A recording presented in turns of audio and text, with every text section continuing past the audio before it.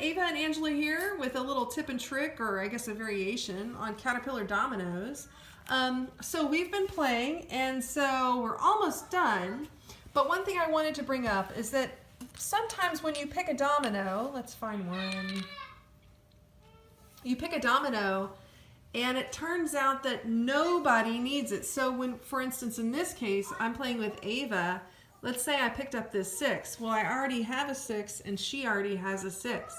So if we wanted to make this game a little bit easier and end a little faster, we could take this 6. We'd say, hey, does anybody need this 6? And if nobody needed it, instead of putting it back into the pile and then have somebody else draw it, nobody needs it, nobody needs it, nobody needs it, you can take this and just put it and basically eliminate it. Put it back into the box there.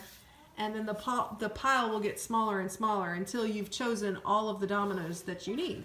So that kind of helps things go a little bit faster, doesn't it, Ava? Yeah. Yeah. Okay, so that was our first tip.